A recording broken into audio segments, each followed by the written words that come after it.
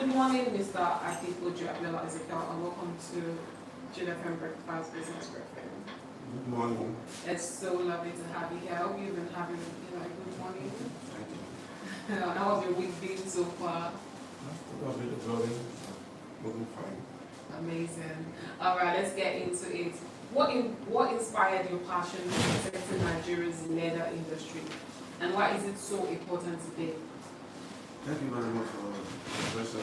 Actually, let me just start by, in my growing age, in my tender age, so I found out that I always have the, find the paper, just to draw shoes, slippers, and after drawing, I will make sure that I cut it out of it, using it as a standard, moving it. So I created that passion, at that tender age.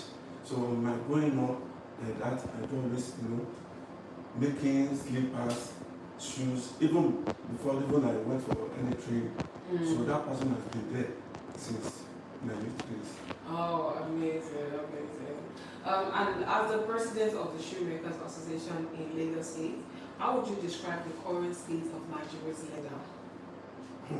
It's a good question. Actually, the challenges and the we are facing concerning the leather sector has been a while, and what we are agitating for as the federal government to come in and to come to our rescue, because a lot of things are surrounded, even the associations, a lot of things are happening, because most of the people that are in the association, they are lesser than the people that are outside, because people are not ready to join the association. And that has been a major challenge that we are facing. And in the industry, we have the potential shoemakers in Nigeria as a whole. But for us to come together has been a major challenge. And without coming together, there's no how even federal government can listen to our voice and come to our aid. Okay, so we're going to get to the challenges and how the government can help the leather shoe industry. But going back to the question, how would you describe the current state of Nigerian leather industry? Would you say it is booming, or would you say things are not really the way it should be by now? Yes, we are trying all our possible to sincerely with you. It has not been, the way we think of it. You understand? Because a lot of challenges are surrounding, as I said earlier. So we cannot say that it's really, booming as we, think of it. Now, you have advocated for controlled consumption of palm oil. Why do you believe this is necessary for the survival of the leather industry? Yes, we started this advocate year 2022, where we have a ministry, federal government ministry, which is called NAPAN. Because there's National Association for Leather and Leather Products. So they come all the way from Lagos to from Abuja to Lagos to hold a business summit on leather summit and advocate for the promote the level that we are into in Nigeria now, the production of so-called leather, that's derived from art and skin. So from there, the lot of consuming of pomo has been more high than the production, and where that we call them abattoir, where they are generating this art and skin, you understand, the lower production. Because if you say the rate that people are consuming pomo is more higher than the production rate. Okay, I was going to ask you about, because many Nigerians see pomo as a regular part of their diet. And I was going to ask you, how can awareness be created without disregarding cultural food preferences? No, actually, it means that I'm talking to you. I love eating pomo. But till the day, the knowledge came in, you understand that even so for this pomo of the thing, it's not according to what we have from the doctors, from the research, that even pomo is not even good for our health. Sincerely. But, if not that we are not saying that you cannot do it, just of a sudden. That okay, we should ban more. Nobody should eat more, but it's a gradual process that will need to take place. And by advocating and by publicizing and concerning the radio program, we still have people that are listening. They will know that at least leather the consumer will make the production of the leather industry. Interesting. So what are the economic consequences of losing quality arts and skins to consumption instead of leather production? I think you mentioned one earlier about the production of leather being lesser if people eat more pomo. But what other economic consequences are there to people eating a lot of pomo? It's a part of our raw materials. So far that we are still, agitating for this leather pomo, it affects the raw material. In producing in leathers, because without getting the real, the real economic, talking to the people, awareness. People will not know the reason why we are voting for this woman, and it really affects the production in leather sector. The production, because we have, like in Kano and Kaduna, we have the tannery that are into this processing leather. So this why, the way we are talking to them, because we do always have, conversation with them often, and so what they are saying and what they are affecting us, most of, especially that what they're supposed to get, because they are, our foreign countries asking for this leather, we do always, import leather, to different countries. But when the demand is not available, it really affects the economic development. Interesting. So aside what other what other resources are used for producing leather shoes? Yes, thank you very much. In the leather sector, we have different, sections. Let me just put it that way. That affect basically. First and foremost, the raw materials is there to source of the materials, and another thing is the, substandard product has been a major challenge in getting this leather was done very well. By so doing, if this thing that we implemented, that's why we are voting for the policy. In a recent time, we had a meeting with the SOM, concerning this policy making before the passage to federal government. But series of meetings we have had with them, but have not come to specific, for them to pass this policy into law. Into action. So is that the only, because I was going to say, you mentioned some of the challenges affecting the leather industry. So I was going to ask how the government can, help promote better the leather industry in Nigeria. You just mentioned one, but aside that, is there any other thing government or stakeholders or even private investors can do to help promote the leather industry? Yes, thank you very much. That's why we are, calling all the stakeholders, to come in, and not even only the stockholders. We are still calling on, private sectors that at least if you have infrastructure in place, like leather works, leather hubs, put in place. In Lagos here, we thank God for our governor, Babajide Sanwo-Olu, which has made us, add our voice by creating a shoe hub at Matori. That one has made a major, challenge that we are facing. But by this shoe hub leather, be able to practice and be able to, learn more about leather works. And we are still calling on not only this one, if you have like 2 or 3 in Lagos, because as a larger Lagos as a whole, one shoe hub cannot be enough for us to be practice what we are into. But if we have different infrastructure, like shoe hub in other, local governments, will help us to move ahead and help us to get our aim and our objective. Now, how can Nigerians be encouraged to buy more locally made leather shoes and products instead of imported alternatives? Thank you very much for that question. That has been, what we are seeing looking at as an association. You know, we want this thing starts from the federal government. They are the one that, you know, they can implement all these things. In the essence that there's a lot of our people. I don't know whether it's the mentality of this. If they are not wearing, you know, foreign brands, you know, they will not tell you quality. And we have, you know, potential, you know, shoemaker in Nigeria here.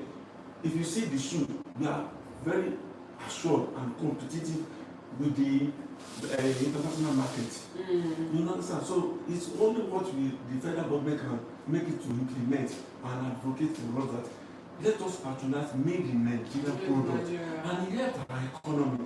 It helps to the economic of the nation.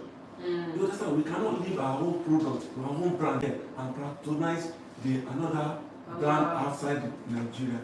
So that's why we are still saying that the federal government should come and let us patronize Nigeria. It was started from head to the ground.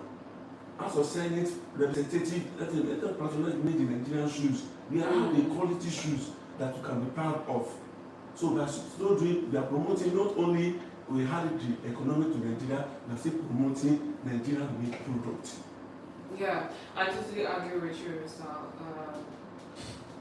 Because I feel like Nigerians are just used to buying foreign, you know, brands. You know, they just want to show off because they're pretty expensive. They just have to go extra miles to get a really expensive foreign shoes rather than spending lots of money on a brand made in Lagos. And I promise you, I've seen a couple of shoes that were made in Nigeria that were actually, you know, proper top notch and good products, you know, unique, fine, creative products.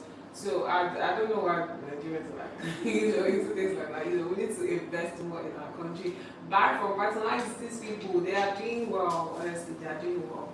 And they can only prove you right if you actually buy from them. If you don't, you can't know how quality made in Nigeria is until you actually get one for yourself to find out. Now, speaking about that, as the CEO of Abiola Shoes, how have you been able to retain the brand for a long time? How have you been able to retain customers, to keep them coming in? You know, can you tell us about that? All right, thank you very much. You know, when you talk about quality, my brand, you know, and my customers knows about it. And I don't compromise about quality. That's one thing about me. I've been in this show making works for the past 20 years. You understand? So, and for the customer to patronize, even to come from far distance, that until when they get to my office, that's why I can give them the good services. So that's one that bring my major, you know, qualities that the people and the customers they know me for. Actually, the economics around everything. You understand that will be, you know, pricing increments. But as long as you still maintain that quality, they still come to. They still come back. Amazing. You know, okay, quality product. That's what we're talking about. That's what we're saying. Things that shoes that you can get and you can use for a long period of time, and even as far as passing it down to your kid or you know anybody that could use it. That's amazing. So like counterfeit and substandard imports remain another challenge. We must spoken about this. How can local manufacturers compete fairly in such an environment? Thank you very much. That's what I asked, that we need the SOL. We need the Consumer Protection Agency to come in. Because there's a lot of, even so-called the material that we are even getting, they are substandard materials. You understand? Like, for instance, I bought one thread. You understand? And thread is not supposed to be losing anyhow. You understand? But getting to put it in the machine, I find out that the loss of the thread was so, you know, bad that I cannot be able to use it again. And a lot of things, even the soul that were even imports to Nigeria, a lot of substandard materials, they are coming in. And it's only when the customers use it, the final users, that they go to know whether it's a good material or not. How can you produce a slippers or sandal to the customer, and before you know it, 2 months or 3 months, everything has gone out. It's not promoting the quality. But at least we want the SON and everything that we can come together for this substandard to come in Nigeria. At least we'll be able to at least stay to that quality. So that's the major thing. We need the SON. We need all the agency. You understand? Concerning to make up the, to let these substandard materials, substandard raw materials to come into our countries. So I think that will be, a help and way to go for us in Nigeria. I hope the government hears this and comes in to help us much as they can. But let's talk about the youths. Let's talk about citizens. How would you say what opportunities does the leather industry present for youth employment and entrepreneurship? Thank you very much for that question. As I'm talking to you now, I'm just opportune to have this conversation with you. Yesterday, I had a meeting with my executives and the beneficiary. Starting from year 2015, the Lagos State government has been the source of help to the artisan and tradesmen in Lagos State by upskilling, our professionals.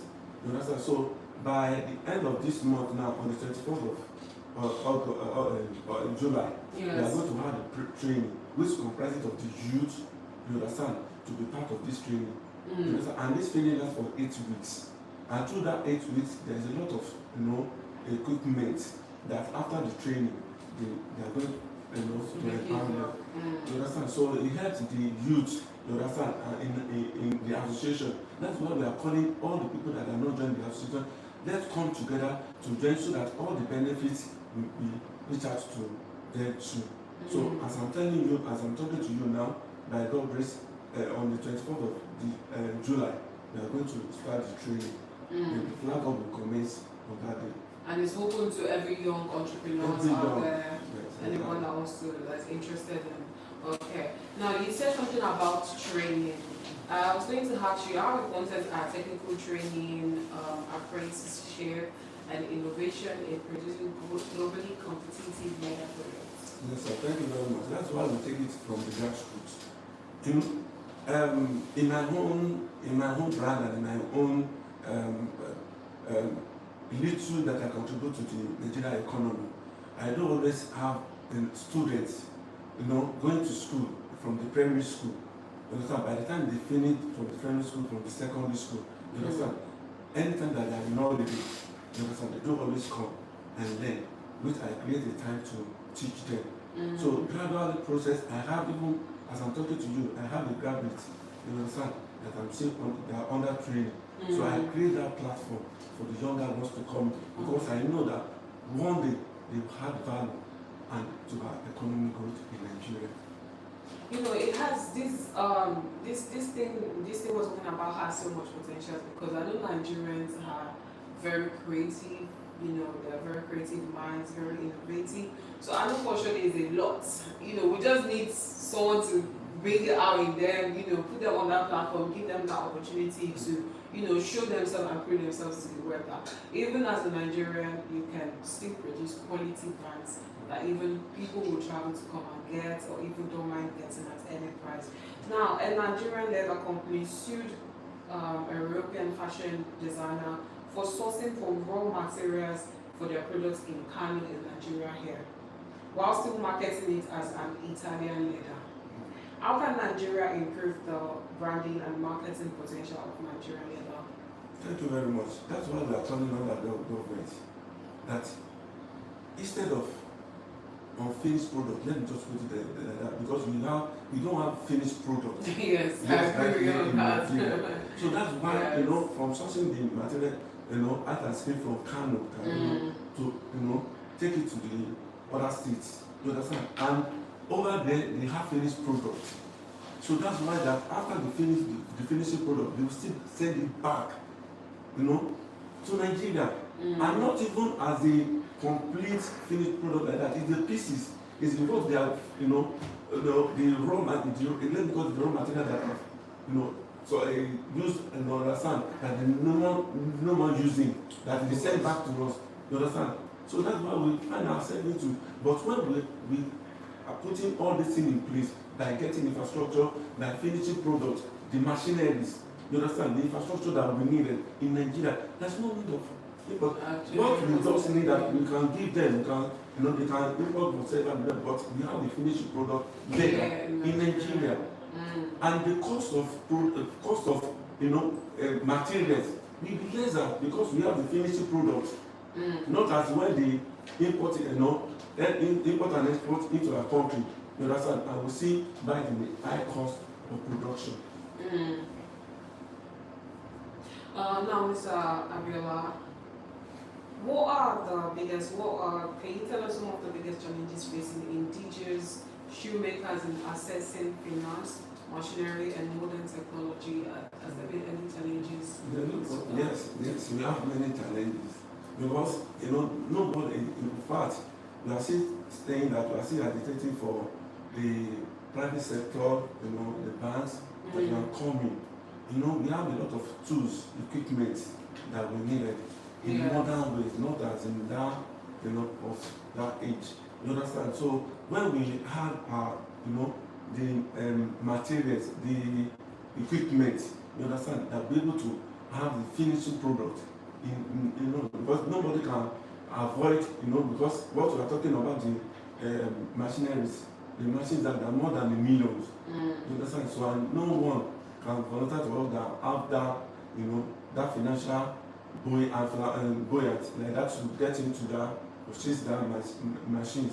But if the government or banks that can come in, at least they can just say that, okay, this machine, we can get it for you, and you can pay instrumentally. You understand? At least that one will help. You understand? To get what we need to have, as in machineries, and another thing is in power supply. There's a major challenge. Yes. When there's no light, and we know that the cost of petrol nowadays is high. So by the time you put the ten and everything now, you see everything lies on that cost of production.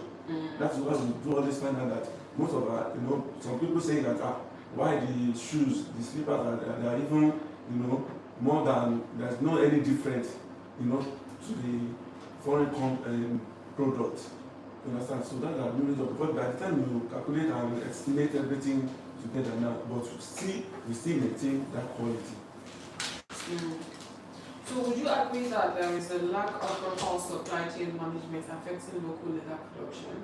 Yes, because that's why we are saying that, through the association. Now, thank you very much for that question. We do always have the Southwest Zone meetings, online meetings, that by the time we reach out to all the stakeholders, the environment, be able to get and what the challenges and everything to rub them together and from there be able to at least notify them, know and advocate, and even for federal government to know what we are asking for. Because as in Lagos State, as a brand now, I can't just reach it direct or reach to the government. But when we come together as a one voice, you understand, have the letter from the Southwest Zone, this is what we like, this is what we are expecting from the federal government, to come in the leather sector. And from there, be able to reach out to them. And even as of this year now, we are having our International Shoemaker Day. You understand? We have been having it, this is the 4th edition on it. You understand? And from there, all the 32 states were involved in this International Shoemaker Day. It's throughout the world, but in Nigeria, we still want them, all the governments from the private sector, to know what it's all about in the leather sector. Kudos to the leather industry sector for that, because I don't really think the leather industry is something that is being, what's the word now? What's that word we use when something is, what's the word we use? No, it's not really getting enough recognition as a shoe. People are not really paying attention to it. So it's a good thing to know that there's a lot of efforts into the leather industry. Now, how can leather clusters and associations work together to improve quality standards and increase production? Then, as I said earlier, until when we come together, you understand, as a body, you understand, like what I've told you now from the Southwest, you understand, until when we come together to know each other, You understand? To know the challenges that you are facing, and we know the right source. You understand? We know the right channels to put all these things in place. I think that one will help us. But by knowing, getting more ends, knowing each other, that's not how we can go far. But as long as when we come together as an association, as a nation, as a federal government, at least be able to reach out to what all that we need to do and to put in place. Now, in what ways can research and innovation improve leather processing while reducing waste and environmental impacts? What we really thought is that question is all about we are final users, you understand, in the leather sector. The raw, even most of the raw material that we are seeing like this, we know how useful, to convert it. In fact, most of the waste, there are some people that use it for the hearing, bracelets, you understand, and some other things. So it's not even totally going to waste. Even the waste that it was used to create something amazing. I have a lady that's saying that, okay, all my pieces of the leather that I used on I should just be keeping it for her. You understand? And I know that out of that, pieces, out of that will make it to turn it create something beautiful. Oh, that's nice. That's amazing. In Nigeria, if Nigeria succeeds in protecting its leather resources, what impact could these have on exports, foreign exchange earnings, and national economic growth if Nigeria succeeds in protecting its leather resources? See, to tell you the truth, it will increase exports and increase infrastructure. You understand? But by all these things that are put in place, it will really help. It's going to actually help. It really actually help. So that's why we're saying that what we need to put in place, let's do it at the right time. Because it's going to create more jobs for graduates, people are, putting hands on work rather than just coming out of school and they don't have anything to do, and like I said, this industry is not something that people really recognize or even appreciate out there, which shouldn't be, because I think there should be more awareness about what's going on in the leather industry in Nigeria and how far the industry can go if people are actually, if people are dedicated to it and ready to see it passion for it. That's what I want to talk about. Everything lies in passion. What you are, trying to, what you are testing for. You understand? It will make you to know. That's why, especially in Lagos State now, in our technical schools, we have students, there is a curriculum that put in place that in leather sector. In Adepoju Center, I can boldly say that in that technical school, there is a leather sector in it.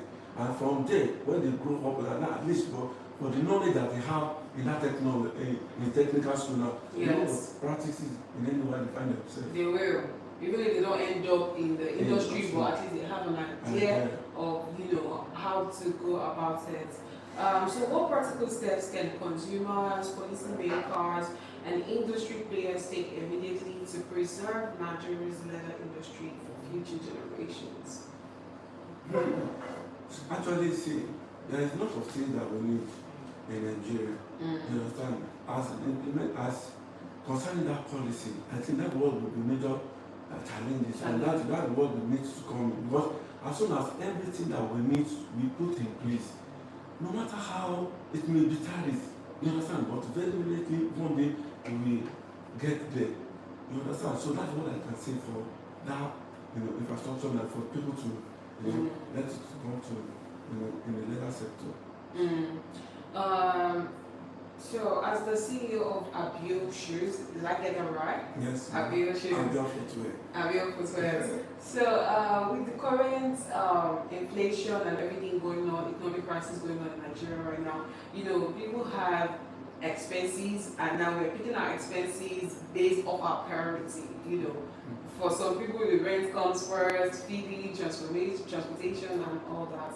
How would you describe the current demand for shoes as far as the economy is concerned? Would you say there's been a lot of demands, or do you just say it has dropped compared to before, or is it even higher demand for shoes currently? Actually, I must be sincere with you. It's gradually reducing. Because before we talk about, feeding the family and other things, put everything in place. Yeah, Before we now think of, buy slippers, you understand? But that's why we're saying that at least in the economic is to do a regulation, in economics, you understand? Even though, before you can set up, maybe you want to get some other things, and even most of our association members that we find ourselves, not practicing this, shooting again. You find them doing Okada, doing tricycle riders and all that thing. Because at least we have to feed the family. Yes. So they have them, find another alternative. You understand? So that they'll be able to take care of the family. But when they come economic and everything is put in place, at least they will come back because this is what they are, these are the work of their hands. You understand? It's what they are, the work that they are doing. But because of the economic challenge, you find them, find another job elsewhere. So that has been a major, because if the economic, is in place, at least most of us that are, they are still in there, their passion.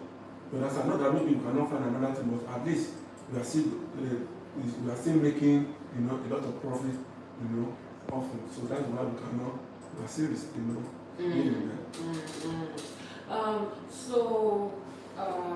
would you say Abiola Shoes Company is involved in all type of leather shoes, like slippers for ladies, for men? Is that, or is there a particular, is there just one sector the company focuses on? Yes, we focus on slippers, sandals, shoes, even belts. Belts too. So that's what for the ladies, for men, guys, both ladies and men. Oh, okay, I mean, it's nice. So looking ahead, what's your vision for Nigeria's leather industry over the next, coming years? And what legacy would you like the Shoemakers Association to leave behind, as the president of the association? See, my major, in fact, that's what the vision of I have. Because for me, let me just talk about it, because if I say that I will have to be a shoemaker, I will say God forbid.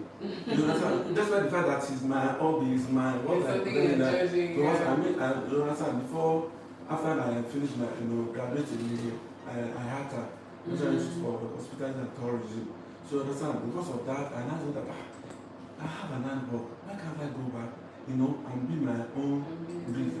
So, from the question you just asked, my vision is that Nigeria will be, a leading leather, sector in Nigeria throughout the global. We can compete with any other foreign country. With the situation, with what we find ourselves in Nigeria, I know that the quality is there. So by 10 years, I find, when we talk about the foreign brand, when we talk about Nigerian brand, we meet up even better than the foreign, brands. So that's my aim and objective, and I'm praying that one day we will get there. No, I'm going to be there supporting and standing strong, because we have to beat that vision. It has to come true. Nigeria has to be when they're saying foreign brands, Nigeria needs to be included in it, because we, like you said, we have the quality. Yes. We have everything it takes to be there. So, let's go, everyone. Let's sit up right high. So where is the store? Where's your company located at? Okay, my company located at number 10, Abiola Corner Street, off Abiola. Okay.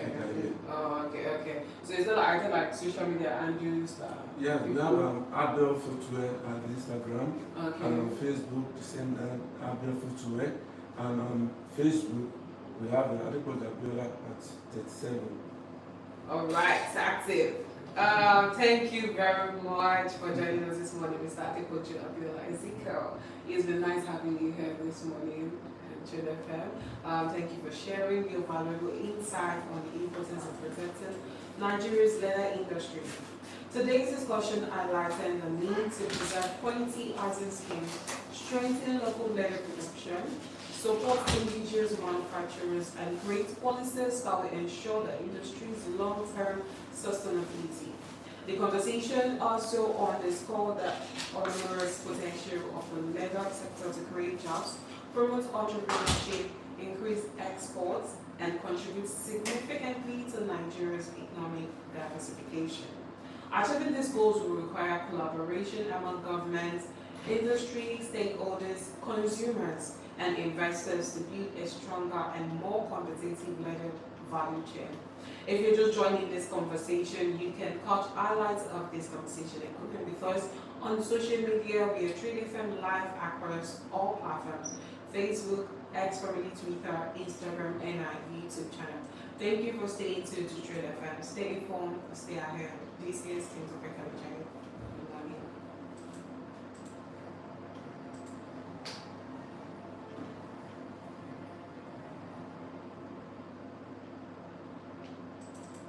Very good.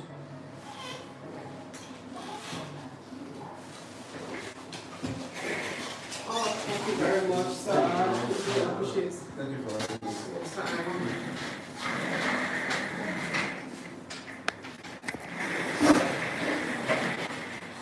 So we're not done. We need to take your picture. Okay. So do you have our Instagram page on socials? No, You don't? Okay. Would you like to have it? So in case we post your